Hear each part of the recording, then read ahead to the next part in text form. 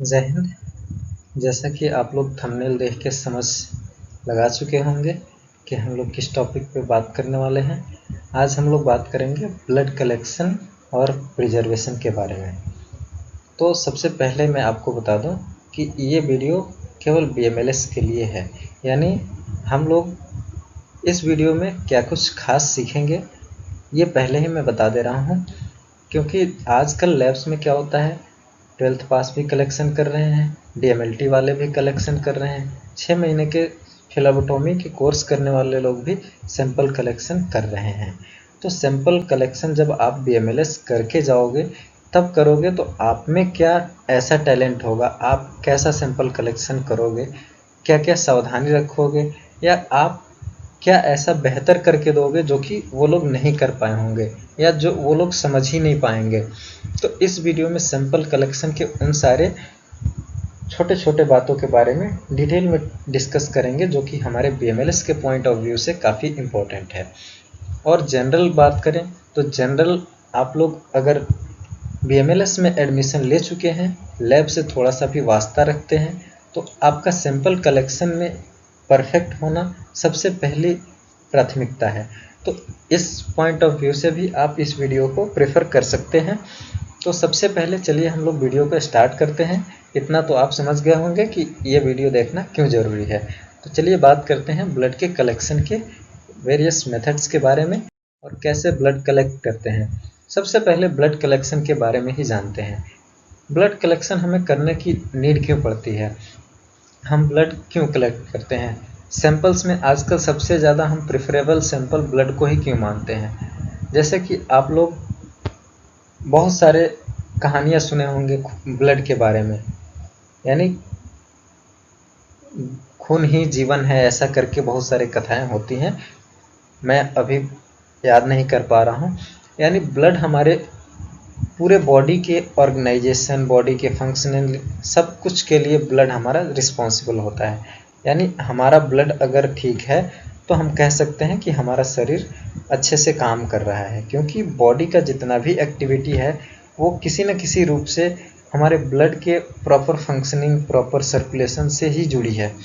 यानी ब्लड वो एक तरह का लिक्विड है जो हमारे बॉडी के सारे जितने भी अंग हैं या जितने भी फंक्शन हैं उन सबको एक कोऑर्डिनेटेड वे में लेके चलने का काम ब्लड करता है। तो ब्लड को हम लोग इसीलिए ज़्यादा प्रेफर करते हैं कि हमारे शरीर के एक एक सेल तक ब्लड पहुंचने का काम करता है। वहाँ की सारी इन्फॉर्मेशन, सारी जो केमिकल रिएक्शन से बना हुआ प्रोडक्ट्स है वो सब ब्लड में मिलता रहता है। तो एक एक सेल्स की भी अगर फंक्शनल स्टडी की हम अगर आकलन लगाना चाहें तो ब्लड से लगा सकते हैं। इसीलिए हम ब्लड को as a sample, as a specimen ज़्यादा प्रेफर करते हैं। और ब्लड को कलेक्ट करना हमारे लिए काफ़ी इजी होता है। सीधे हमने वेन में इंसर्ट किया नीडल, ब्लड को कलेक्ट कर लिया, और थोड़ा सा ब्लड कलेक्ट करने से हमारे बॉडी को कोई नुकसान भी नहीं पहुंचता है, इजीली कलेक्ट हो जाता है और हमारे बॉडी में किसी भी तरह का इन्फेक्शन भी नहीं होता है ब्लड कलेक्ट करने से। इसलिए हम लोग ब्लड को एज ए सैंपल ज़्यादा प्रेफर करते हैं। अगर हम बात करें कि ब्लड कलेक्ट कहाँ से करते हैं, तो ब्लड हम वेन से कलेक्ट कर सकते हैं, हम किसी आर्टरी से कलेक्ट कर सकते हैं, या किसी कैपिलरी से कलेक्ट कर सकते हैं। यानी जहाँ भी ब्लड हमें सर्कुलेट करता हुआ दिख जाए वहाँ से कलेक्ट कर सकते हैं। लेकिन कुछ केसेस होते हैं कि ब्लड कहाँ से कलेक्ट करना है। यानी मान लीजिए ब्लड हमने कलेक्ट कर दिया किसी के खोपड़ी से, उसका खोपड़ी फोड़ के तो हम ब्लड कलेक्ट करेंगे नहीं। तो हम कलेक्ट ऐसे जगह से करेंगे कि हमारे पेशेंट को हार्मफुल भी ना हो और हमारा सैंपल भी प्रॉपर अमाउंट में निकल जाए। तो इसके लिए हम लोग एक प्रॉपर ब्लड कलेक्शन के मेथड को फॉलो करते हैं। अब हम बात करते हैं ब्लड से हम कलेक्ट करके क्या क्या कर सकते हैं। तो ब्लड कलेक्ट करने के बाद ब्लड से टेस्ट करके हम बॉडी के सारे तरह के क्रियाओं का एक आकलन लगा सकते हैं। बॉडी के जितने भी ऑर्गन हैं उन सब के फंक्शंस का पता लगा सकते हैं। हम उसमें क्या क्या डिसफंक्शंस हो रहे हैं उसका पता लगा सकते हैं। हमारे बॉडी का मेटाबॉलिज्म किस प्रकार काम कर रहा है इसका पता लगा सकते हैं। अगर हम ब्लड के स्टडी यानी हेमेटोलॉजी की बात करें तो यहाँ पे हम सीबीसी, जो कि आजकल का कॉमन टेस्ट है, सब लोग जानते होंगे, सीबीसी करते हैं, क्लॉटिंग फैक्टर्स के बारे में जानकारी निकालते हैं, वो भी कर सकते हैं। आरबीसी काउंट जो कि एनीमिया के लिए बहुत हेल्पफुल होता है। डब्ल्यूबीसी काउंट जो कि हमारे बॉडी में कोई भी इन्फेक्शन होता है उसको पता लगाने के लिए होता है। प्लेटलेट काउंट जो कि आजकल काफ़ी डेंगू के पेशेंट्स देखने को मिल जाते हैं, इसको इवेल्युएट करने के लिए हेल्पफुल होता है। हीमोग्लोबिन का एस्टिमेशन जो कि एनीमिया के इवेल्युएशन में काफ़ी हेल्पफुल होता है। इन सब चीज़ों को करने के लिए हम लोग को ब्लड हेमेटोलॉजी के अंदर आवश्यक होता है। अब हम बात करते हैं कि एक्यूरेट टेस्ट रिजल्ट कैसे होता है। तो देखिए, एक्यूरेट टेस्ट रिजल्ट करने का जो है वो श्रेय केवल लैब पे अच्छे ऑटोमेटेड मशीन्स पे ही नहीं होता है।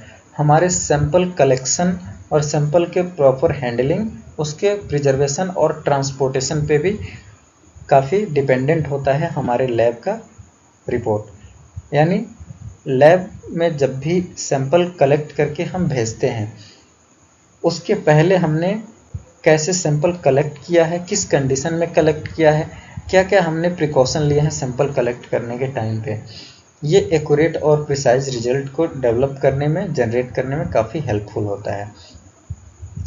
यही सब चीज़ें हम जो बताएंगे ये हमें अलग बनाएंगी।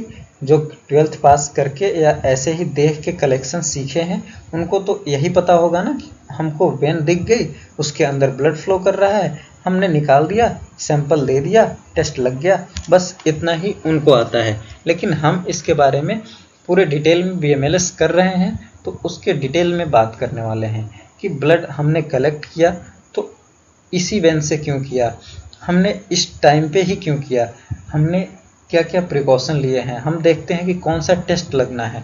तो मान लीजिए कुछ टेस्ट ऐसे होते हैं जो कि फास्टिंग सैंपल लेने होते हैं, तो हम वो भी ध्यान रखते हैं। कुछ दवाएं मान लीजिए चल रही है, उसका भी ध्यान देते हैं। यानी ब्लड कलेक्शन करने से पहले मान लीजिए एक हैंड में आपके सलाइन चढ़ रहा है, वीगो लगा हुआ है, उसके से कुछ फ्लूइड हम इंट्रावेनस दे रहे हैं, तो उसी वेन से, उसी हैंड से हम सैंपल कलेक्शन नहीं करेंगे, क्योंकि वो जो उस वेन का ब्लड होगा वो डाइल्यूटेड फॉर्म में होगा। हम दूसरे वेन से, दूसरे हैंड के वेन से सैंपल कलेक्ट करेंगे। ये सब चीज़ें ध्यान देने वाली छोटी छोटी चीज़ें होती हैं, क्योंकि इससे एनालिटिकल एरर आ जाते हैं।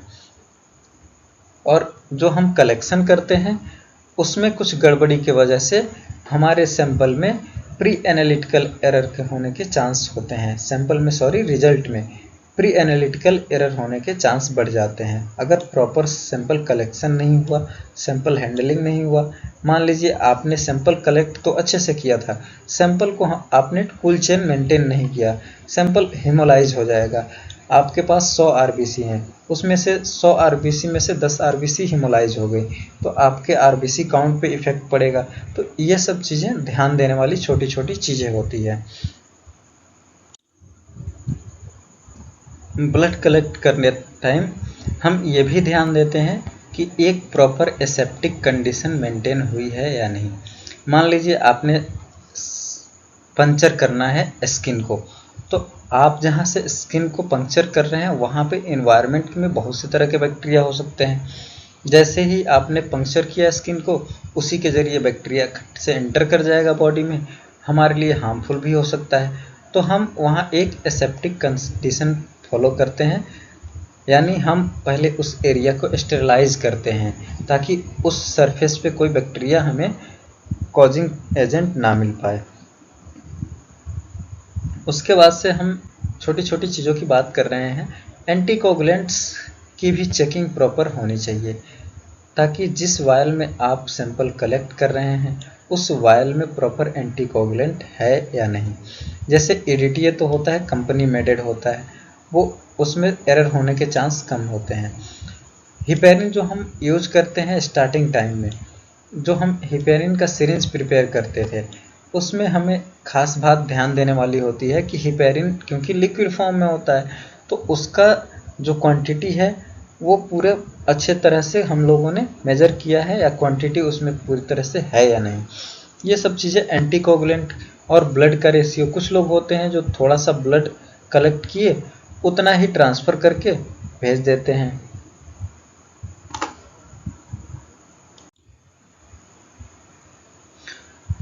उसके बाद से क्या करते हैं कि कुछ लोग होते हैं जो लेबलिंग प्रॉपर नहीं कर पाते हैं।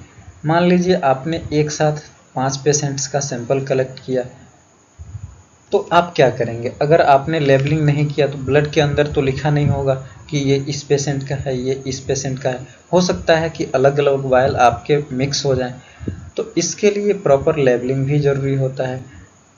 तो ये सब चीज़ें छोटी छोटी हैं, उसको ध्यान देने की ज़रूरत होती है। सबसे पहले सैंपल्स का एक टेम्परेचर अप्रोप्रिएट होता है, जैसे 2 से 8 डिग्री सेल्सियस टेम्परेचर होता है हेमेटोलॉजी के टेस्ट के लिए। बायोकेमिस्ट्री के लिए अलग हो सकता है, या अलग अलग टेस्ट के लिए अलग अलग टेम्परेचर का फॉलो होना ज़रूरी होता है। तो जैसे मान लीजिए हेमेटोलॉजी की हम अभी बात कर रहे हैं, तो यहाँ पे 2 से 8 डिग्री सेल्सियस पे जो एंटीकोगुलेंट होता है वो वेल प्रिजर्वेटिव होता है हमारे सेल्स के मॉर्फोलॉजी का। या ज़्यादा टेम्परेचर अगर कर देंगे तो वहाँ पे बैक्टीरियल ग्रोथ होने के भी चांस बढ़ जाते हैं। इसके साथ साथ आरबीसी के हिमोलाइज होने के भी चांस बढ़ जाते हैं। जैसे ही 37 या रूम टेम्परेचर पहुँच जाता है तो वहाँ पे जो ब्लड के अंदर केमिकल रिएक्शंस होते हैं उसके भी चांस बढ़ जाते हैं, केमिकल रिएक्शंस ज़्यादा होते हैं। तो यानी जो हमारा एक्चुअल ब्लड का वैल्यू है पैरामीटर्स का, वो वेरिएशन करने के चांसेस बढ़ जाते हैं। इसलिए एक टेम्परेचर, ताकि हम चेंजेस को मिनिमाइज कर सकें, इसके लिए एक टेम्परेचर को मेंटेन करना मैंडेटरी होता है, काफ़ी इसेंशियल होता है। इसीलिए आप लोग देखते होंगे जो प्रॉपर कलेक्शन बॉय होता है वो अपने साथ एक थर्मोकोल बॉक्स लेके चलता है जिसमें आइस पैक्स वगैरह रखे होते हैं, ताकि जैसे ही सैंपल कलेक्ट हुआ उसका 2 से 8 डिग्री सेल्सियस का टेम्परेचर मेंटेन हो जाए, ताकि आपका सैंपल जो है वो वेल प्रिजर्व्ड हो, उसके जो पैरामीटर्स हैं उसमें जो वैल्यू हैं वो एज इट इज़ बनी रहें जो आपके शरीर के अंदर हैं। मशीन तो जितना वहाँ पे बचा रहेगा उसको काउंट करके दे देगा। तो यानी जो आपके बॉडी से निकला है जिस स्थिति में ब्लड, उसी स्थिति में मशीन तक पहुँचना आवश्यक होता है। इसीलिए एक टेम्परेचर चेन का मेंटेन होना काफ़ी इसेंशियल होता है।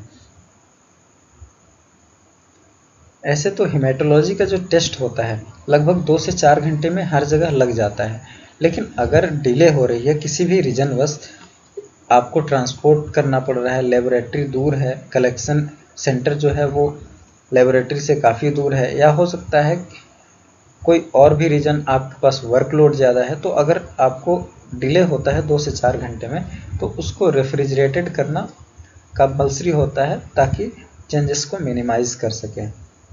इसके साथ साथ मान लीजिए आपके पास क्लॉटेड सैंपल आ रहा है, हेमोलाइज्ड सैंपल आ रहा है, या कंटामिनेटेड सैंपल आ रहा है, तो इसको रिजेक्ट करना, रिकलेक्शन के लिए भेजना काफ़ी इम्पोर्टेंट होता है। कुछ लोग होते हैं ऐसे नॉर्मली रन कर देते हैं, जो रिजल्ट आएगा उसको दे देंगे।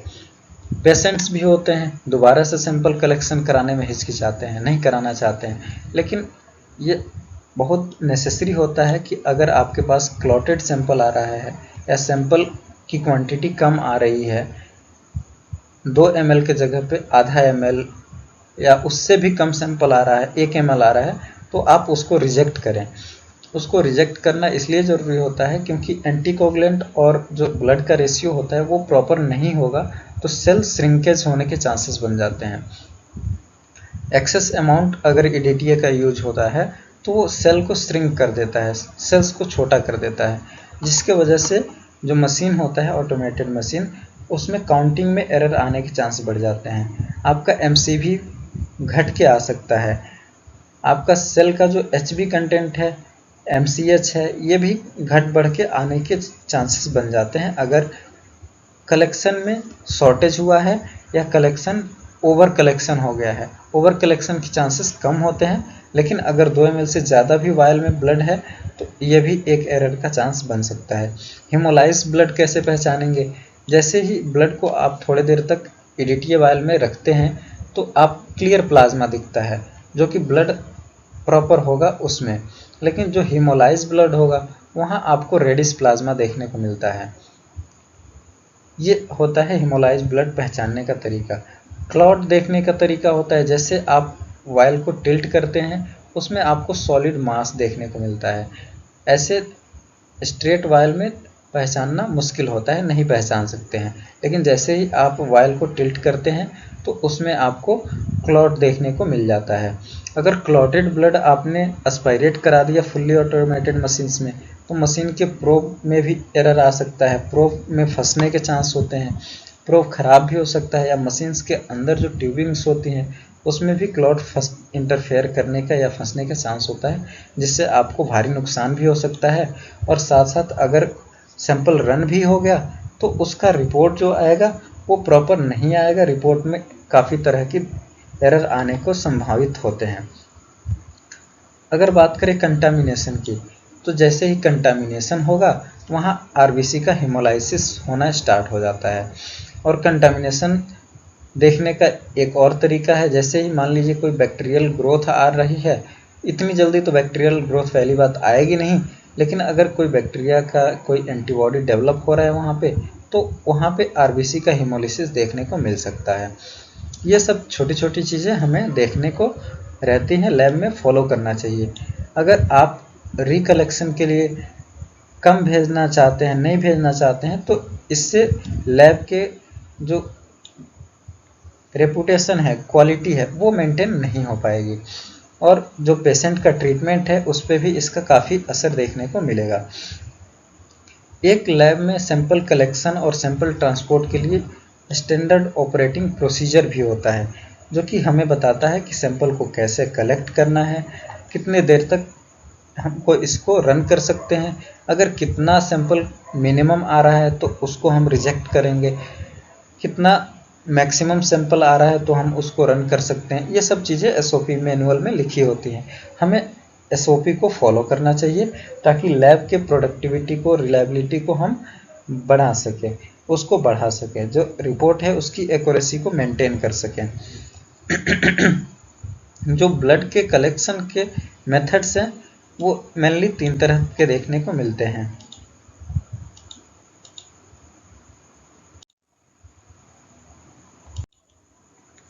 पहला हमारा वेनी पंक्चर है, दूसरा है कैपिलरी पंक्चर और तीसरा है आर्टेरियल पंक्चर।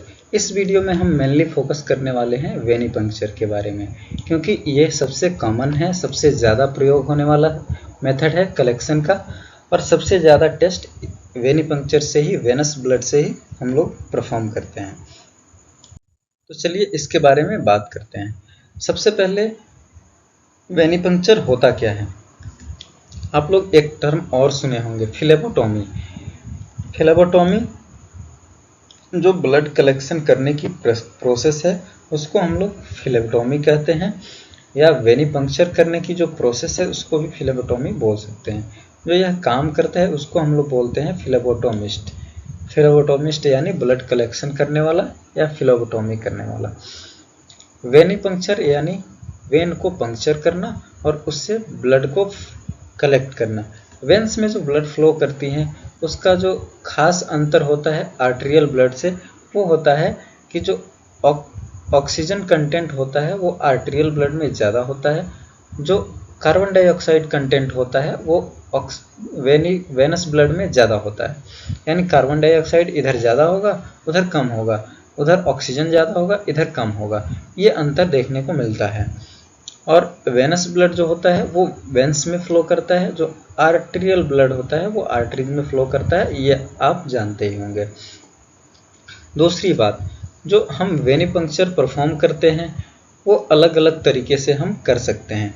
जैसे तरीकों की बात करें तो यहाँ पे हम जो ट्रेडिशनल मेथड है वो हमारा सिरिंज से कलेक्ट करने का है, जो काफ़ी टाइम से हम लोग करते आ रहे हैं, आप लोगों ने किया भी होगा, देखा भी होगा।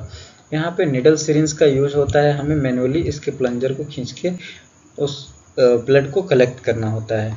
उसके बाद से आया वैक्यूटेनर सिस्टम। वैक्यूटेनर में हमें काफ़ी इजी होता है, काफ़ी अच्छा प्रोसेस होता है, काफ़ी कॉस्ट इफेक्टिव होता है। पेशेंट को हम एक ही प्रिक में अलग अलग तरह के सैंपल ले सकते हैं। इसमें हम वायल्स अलग यूज होता है, वायल्स को चेंज करने की इसमें तरीका होता है। उसके बाद से अभी रिसेंट में एडवांसमेंट आया है जिसको बटरफ्लाई निडल बोलते हैं। ये इससे भी ज़्यादा इजी होता है। इसमें थोड़ा सा एरर होने के चांस होते हैं, लेकिन इसमें एरर बिल्कुल नहीं होता है। इसमें जैसे देखिए एक निडल लगा है इधर और ये एक पाइप से जुड़ा हुआ है दूसरे निडल से। यहाँ हम इंसर्ट कर देते हैं वेन के अंदर और इसमें हम लगा देते हैं वायल्स, जिससे ये इजीली ब्लड इधर से आके वायल में हमारे कलेक्ट हो जाता है। यहाँ पे हम जब वायल्स को चेंज करते हैं तो थोड़ा सा हिलने का चांस रहता है, वो यहाँ पे मिनिमाइज हो जाता है। ये जो होता है बटरफ्लाई निडल वो जनरली हमें चिल्ड्रंस में देखने को मिलता है। चिल्ड्रंस का जब सैंपल कलेक्ट करते हैं तो उसमें ज़्यादा यूज होता है, क्योंकि बच्चों में सैंपल कलेक्शन करना काफ़ी टफ होता है और उनकी वेंस भी काफ़ी पतली होती है, जिससे हमें ज़्यादा गेज का निडल यूज करते हैं, यानी उसका जो मोटाई होती है वो कम होती है। जैसे ही गेज साइज बढ़ता है वो मोटाई कम होता जाता है। नेक्स्ट हम बात करते हैं साइट्स कहाँ कहाँ से सैंपल कलेक्ट करते हैं वेनस ब्लड। तो जैसे कि आपको कई तरह के डायग्राम्स देख रहे हैं, इसमें कुछ वेन्स के नाम लिखे हैं, जैसे मीडियन क्यूबाइटल वेन।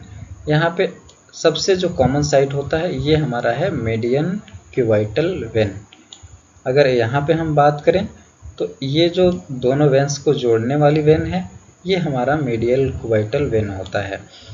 ये हम ज़्यादा प्रेफर करते हैं सैंपल कलेक्शन के लिए, क्योंकि ये ज़्यादा प्रोमिनेंट होती है, ज़्यादा मोटी होती है और इसमें पंक्चर करना हमारे लिए काफ़ी आसान होता है।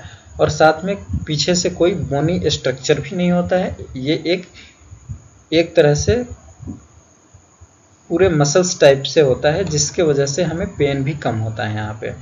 दूसरा होता है सिफेलिक वेन। सिफेलिक वेन इसके जस्ट किनारे वाली वेन होती है थंब के साइड में, इसको हम सिफेलिक वेन बोलते हैं। उसके दूसरे अपोजिट साइड में होती है वेस्लिक वेन, यानी इधर वाली वेन। यहाँ पर भी कई तरह के वेन्स देखने को मिलते हैं और ये काफ़ी प्रोमिनेंट भी होता है। तो हमारा जो फर्स्ट चॉइस होता है वो होता है मीडियन क्यूबाइटल वेन और सेकंड सिफेलिक और वेस्लिक वेन होता है। अगर इन सब में कलेक्शन कर नहीं पा रहे हैं या कोई यहाँ पे इस प्रॉपर एरिया में कोई बर्न है या कोई ट्रॉमा है, तो उस केस में हम जो पैर की जो वेंस होती हैं उसको भी डोर्सल हैंड वेंस, यहाँ की वेंस, डोर्सम की या फुट की वेंस हम यूज कर सकते हैं। यानी फुट की यहाँ जो प्रोमिनेंट वेन आपको दिख रही है थंब के जस्ट ऊपर, यहाँ से भी वेनस ब्लड का कलेक्शन कर सकते हैं। तो यानी हम अकॉर्डिंग टू सिचुएशंस अलग अलग वेन से ब्लड का कलेक्शन वेनस ब्लड का कर सकते हैं। तो ये रही हमारी कुछ साइट्स जहाँ से वेन से हम ब्लड कलेक्ट कर सकते हैं। अगर हम पर्पस की बात करें तो पर्पस, जैसा कि मैंने इंट्रो में बताया था, इसका मेन पर्पस होता है कि हम बॉडी के अंदर होने वाली चीज़ों को एज इट इज़ पता लगा सकें, हम डिजीज़ को डायग्नोस कर पाएँ ताकि हम ट्रीटमेंट उसका कर सकें, हमारे बॉडी के डिफरेंट ऑर्गन्स का फंक्शंस हम पता कर सकें, वो प्रॉपर काम कर रही हैं, वो कितने अमाउंट में कोई एंजाइम सिक्रिएट कर रही हैं, आरबीसी बन रही है तो उसकी मॉर्फोलॉजी क्या है। इन सब चीज़ों को देखने के लिए हम डायग्नोस्टिक पर्पस से वेनिपंक्चर करते हैं और वेनस ब्लड का कलेक्शन करते हैं। ब्लड कलेक्शन के लिए हमारे पास रिक्वायरमेंट्स क्या क्या होती हैं, क्या क्या चाहिए। तो सबसे पहला और इम्पोर्टेंट चीज़, हमारे पास ग्लव्स होना चाहिए। दूसरा टर्निक्विट होना चाहिए। तीसरा अल्कोहल स्वैब और एंटीसेप्टिक सॉल्यूशन होना चाहिए। स्टेराइल निडल होना चाहिए। निडल कोई भी हो सकता है, सिरिंज हो गया या वैक्यूटेनर हो गया या बटरफ्लाई निडल हो गया, अकॉर्डिंग टू सिचुएशन अलग अलग हम यूज करते हैं। अगला हमारा ब्लड कलेक्शन ट्यूब्स, जिसको हम वायल्स बोलते हैं, एंटीकोगुलेटेड वायल्स, ये हमारे पास होना चाहिए। उसके बाद से कॉटन और गेज पैड होना चाहिए, कॉटन स्वैब्स जिसको बोलते हैं वो होना चाहिए। एडहेसिव बैंडेज और टेप होना चाहिए ताकि कलेक्शन के बाद से हम वेनिपंक्चर साइट को प्रॉपर क्लोज कर सकें। उसके बाद से हमारे पास लेबल्ड होना चाहिए, लेबल यानी परमानेंट मार्कर होना चाहिए, जिससे हम पेशेंट का आइडेंटिफिकेशन नंबर वायल पे लिख सके। आजकल बारकोड्स की यूज होती हैं, बारकोड्स पे अगर बारकोड सिस्टम है तो हमारे वायल्स पे बारकोड चिपका हुआ होना चाहिए। उसके बाद से शार्प डिस्पोजल कंटेनर हमारे कलेक्शन के पास होना चाहिए, ताकि जैसे ही आपने सैंपल कलेक्ट किया तुरंत का तुरंत निडल कट करके उसको डिस्ट्रॉय करना होता है।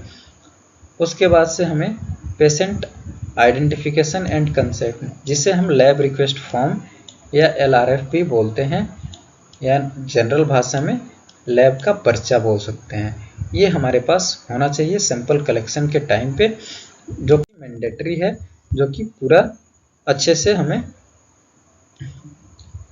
प्रॉपर चेक करके रखना चाहिए बिफोर कलेक्शन। अब हम वेन को कैसे प्रिपेयर करते हैं, सैंपल कलेक्शन के लिए वेन्स को कैसे प्रिपेयर करेंगे। इससे पहले हम लैब रिक्वेस्ट फॉर्म को देखते हैं। लैब रिक्वेस्ट फॉर्म देखने के बाद हम डिसाइड करते हैं कि सैंपल या आपको सैंपल फास्टिंग का तो नहीं लेना है, या कोई दवा ऐसी तो नहीं चल रही है जिसकी वजह से हम सैंपल कलेक्ट नहीं कर सके, या कोई एडमिनिस्ट्रेशन ऐसा तो नहीं है ड्रग का जिससे हमारे पैरामीटर्स पे इफ़ेक्ट आ सकता है। इन सब चीज़ों को पढ़ने के बाद से हम वेन्स का आइडेंटिफिकेशन करते हैं, प्रिपरेशन करते हैं मैन्युफैक्चर साइट का। इसमें हमें पंक्चर करने वाले साइट पे सबसे पहले वेन का आइडेंटिफिकेशन करना होता है, वेन का डायरेक्शन देखना होता है। जैसे यहाँ पे वेन का डायरेक्शन इधर को आ रहा है, तो सबसे पहले हम वेन की डायरेक्शन को आइडेंटिफाई करेंगे कि हम इधर से नीडल यहाँ से लगाएंगे तो वेन के अंदर चला जाएगा। अब सॉरी, ये नहीं कि हमने इधर से लगा दिया या इजी के चलते इधर से लगा दिया, तो हमको वेन के डायरेक्शन में नीडल को इंसर्ट करना होता है, यानी जिस डायरेक्शन में वेन होगी उसी डायरेक्शन में नीडल को इंसर्ट करना होता है। दूसरी बात होती है कि हमें उसको प्रॉपर डिकंटामिनेट करना होता है, डिकंटामिनेट या डिसइंफेक्ट, ताकि इस वेन के आसपास कोई भी किसी भी तरह का कंटामिनेशन ना मिले, ताकि हमारे सैंपल में भी कंटामिनेशन ना आए और बॉडी के अंदर भी किसी तरह का कंटामिनेशन ना जाए। ये इंस्पेक्ट करने के बाद हम सबसे पहले टॉर्निकेट को 3 से 4 इंच एबव पंक्चर साइट के बांधते हैं, या अप्लाई करते हैं 3 to 4 inches above just the puncture site या एंटीक्यूबाइटल फोसा, जहाँ से हमारी एल्बो मुड़ रही है उसके 3 से 4 इंच ओवर हम टर्निक्विट को अप्लाई करते हैं। अच्छा, एक क्वेश्चन आ सकता है, टर्निक्विट को अप्लाई ही क्यों करते हैं? टर्निक्विट को अप्लाई इसलिए करते हैं ताकि ब्लड फ्लो को स्लो किया जा सके और हम प्रॉपर वेन को विजुअलाइज कर सकें, या उस वेन को प्रॉपर हम प्रोमिनेंट देख सकें, ताकि वेनिपंक्चर इजीली कर सकें। नेक्स्ट हम बात करते हैं कि कैसे स्टेलाइज करते हैं। तो स्टेलाइज करने का तरीका कुछ लोग को आपने देखा होगा, जनरल लैब्स में 2-4 बार ऐसे ऐसे रगड़ देते हैं इसके ऊपर और उनका स्टेलाइजेशन हो जाता है, लेकिन ये तरीका बिल्कुल गलत है। आपको ऐसे बिल्कुल नहीं करना है, आपको एक प्रोफेशनल तरीके से करना है। वो कैसे होगा? सबसे पहले आप कॉटन का बॉल लेंगे, कॉटन में स्प्रिट लेंगे या जो भी डिसइंफेक्टेंट आपके पास है, उसके बाद से एक प्लेस पे आपको रखना है। उसके बाद से यहाँ से circular inner to outer move करते हुए जाना है। जिस एरिया को आपने क्लीन कर दिया उस एरिया को फिर से ना कॉटन से टच करना है ना अपने हैंड से टच करना है, सीधे आपको पंक्चर करना है निडल से, निडल ही वहाँ टच होगी, उसके अलावा कुछ भी टच नहीं करना है।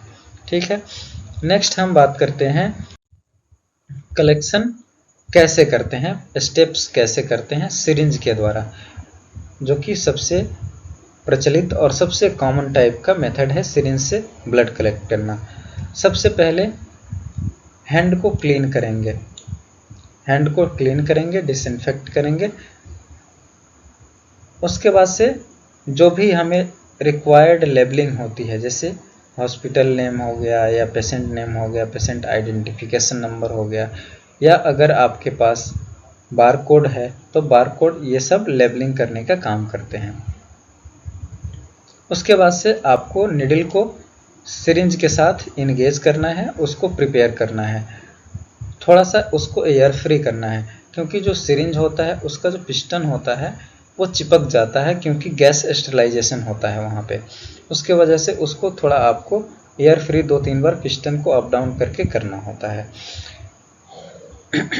उसके बाद से निडल का जो बीवल होता है, यानी मान लीजिए ये निडल ऐसे है, ऐसे यहाँ पे एक कट जैसे आप लोग देखते होंगे, तो ये हमारा सिरा एकदम ऐसे ही ऊपर की तरफ होना चाहिए, ये हम सुनिश्चित करेंगे।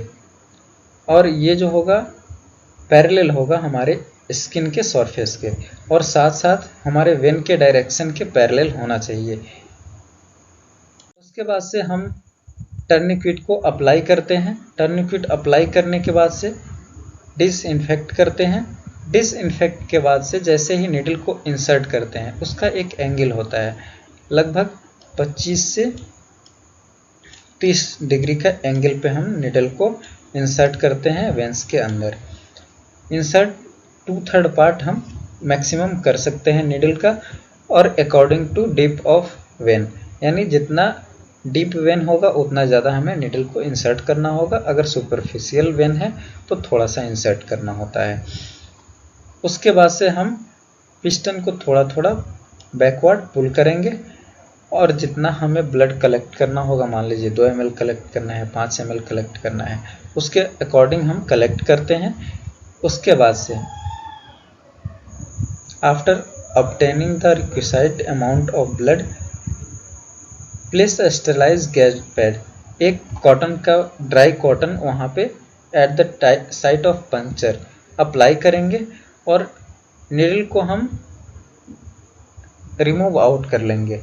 नीडल को रिमूव आउट करने से पहले, कॉटन अप्लाई करने के तुरंत बाद टर्निक्विट को लूज कर देना होता है। टर्निक्विट लूज करेंगे और तुरंत नीडल रिमूव करेंगे, और एल्बो को फोल्ड करने के लिए पेशेंट से कहेंगे, और कहेंगे कि लगभग 5 मिनट तक फोल्ड करके रखना है कॉटन के साथ, और उस पर थोड़ा सा हल्का प्रेशर मेंटेन रखना है ताकि ब्लड फ्लो ना कर सके। उसके बाद से हम एडहेसिव टेप उस पर चिपका सकते हैं ताकि ब्लड का फ्लो प्रॉपर बंद हो जाए और उसमें किसी तरह का इन्फेक्शन ना हो। उसके बाद से हम अगर बात करें कलेक्शन वैक्यूम ट्यूब्स के अंदर कैसे करते हैं, तो वैक्यूम ट्यूब जो होता है उसमें डबल पॉइंटेड नीडल लगा होता है। डबल पॉइंटेड का मतलब एक जो हमारे वेन में इंसर्ट होता है, और एक नीडल जिसमें हम वायल को लगाते हैं। यानी जैसे इधर को मान लिया ऐसे वैक्यूटेनर है, तो यहाँ पे इधर को एक नीडल निकला होता है, इस नीडल को हम वेन में इंसर्ट करते हैं, और एक नीडल यहाँ पे लगा होता है पतला सा, इसमें हम वायल को ऐसे लगाते हैं और वायल में ब्लड कलेक्ट करते हैं। ठीक है, तो ये डबल पॉइंटेड नीडल का ये मतलब है कि इसमें दो तरफ से दो दिशाओं में नीडल लगा होता है, और जो कि कनेक्टेड होता है एकदम एक दूसरे से। सबसे पहले हम क्या करते हैं, जो क्लीनिंग का है, पेशेंट प्रिपरेशन है, वो सब सेम रहता है। यहाँ पे हम वैक्यूम ट्यूब यूज करते हैं, यानी जो कलेक्शन ट्यूब होता है, जो वायल होता है, उसके अंदर की हवा निकाल दी गई रहती है। अगर उसका कैप आपने गलती से खोल दिया तो वो आपका वायल काम नहीं करेगा। तो इसके लिए हमें ध्यान रखना होता है कि वायल प्रॉपर वैक्यूम है या नहीं। जैसे ही इंसर्ट करते हैं वो हमें पता चल जाता है। सबसे पहले सेम चीज़ करना है, आइडेंटिफिकेशन डिटेल पेशेंट का वैक्यूम ट्यूब पे लेबल करना है, और इंश्योर करना है कि जो फॉर्म है वो साथ में हमारे सामने रहे। उसके बाद से वेन को आइडेंटिफाई करना होता है। टर्निक्विट को अप्लाई करेंगे 3 से 4 इंच एबव, जहाँ से हमारी एल्बो फोल्ड हो रही है। उसके बाद से डिसइंफेक्ट करेंगे एरिया को, जैसा कि इनर टू आउटर मैंने बता रखा है।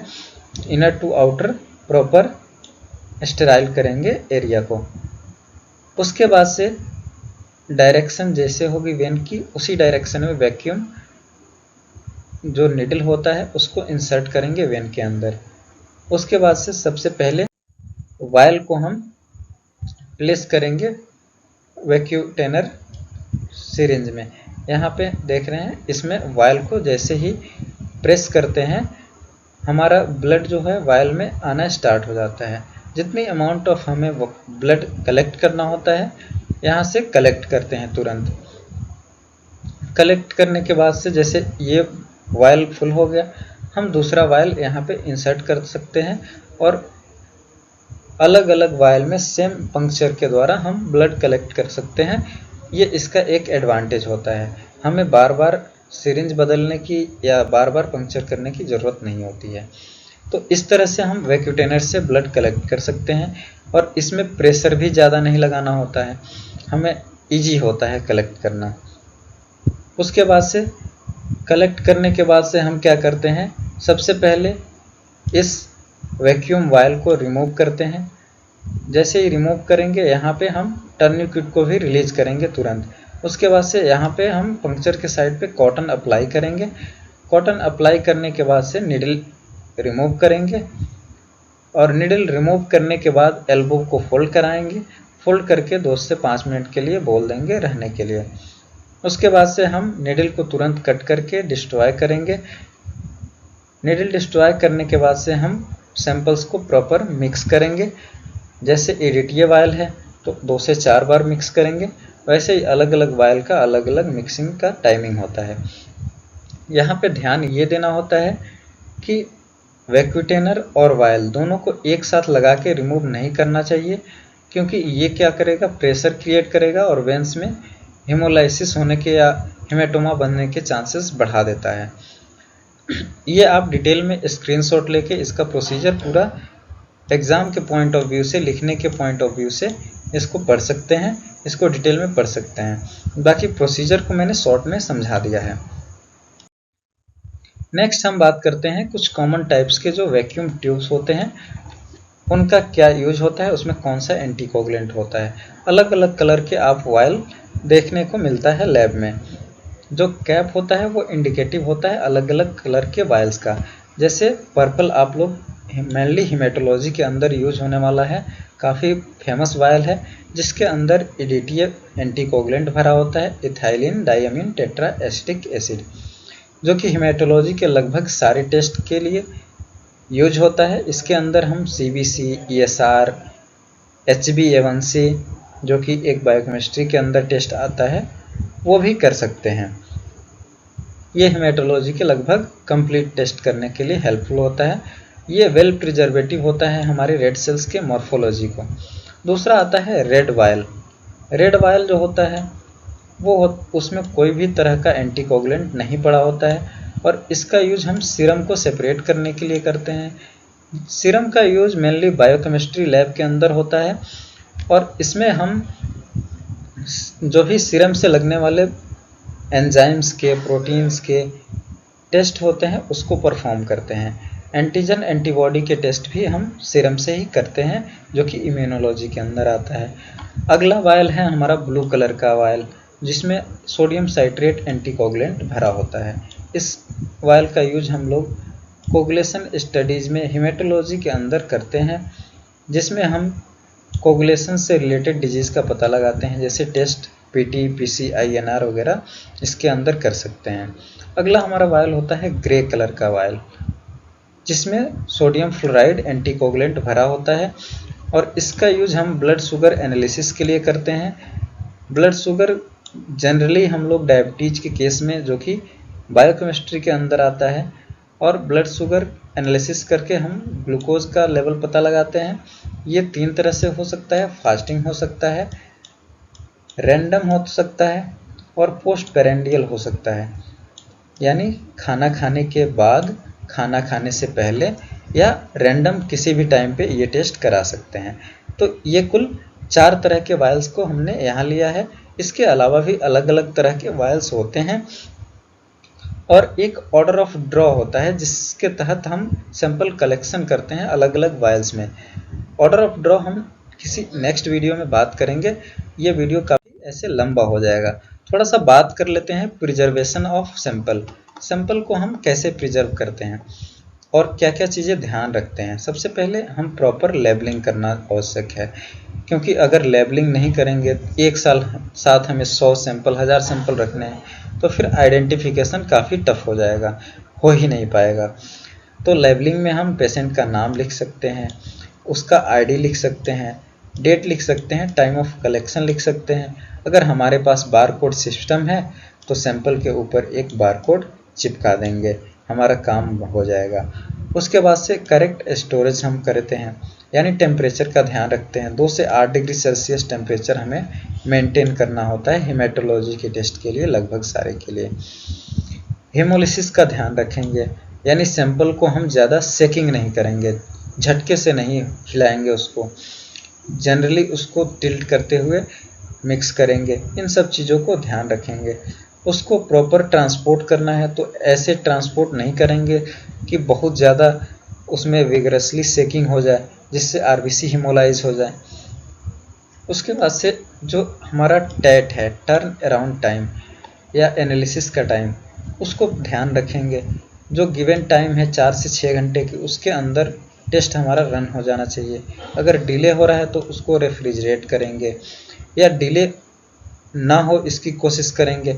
जो कोगुलेशन के सैंपल है उसको 2 घंटे के अंदर रन करने की कोशिश करते हैं। क्लॉटिंग को अवॉइड करने के लिए हम प्रॉपर मिक्सिंग करते हैं वायल्स में। उसके साथ साथ जो हम सैंपल कलेक्शन करते हैं उसमें निडल इंसर्ट करने के बाद से वेन को ज़्यादा हम वहाँ पे आगे पीछे नीडल को नहीं करना चाहिए, जिससे वहाँ इन्फ्लेमेशन और क्लॉट होने के चांसेस बढ़ जाते हैं। इस वीडियो में इतना ही, वीडियो काफ़ी लंबा हो चुका है। मिलते हैं नेक्स्ट वीडियो में। आप लोग ज़्यादा से ज़्यादा वीडियो को लाइक करें, शेयर करें, कमेंट करें, और जो भी आपको लगता है अगला टॉपिक उसको कमेंट में ज़रूर लिखें। और चैनल पे नए हों तो सब्सक्राइब करना बिल्कुल ना भूलें। यहाँ तक आ गए हैं तो चैनल को सब्सक्राइब कर दीजिए। तब तक के लिए थैंक यू। मिलते हैं नेक्स्ट वीडियो में।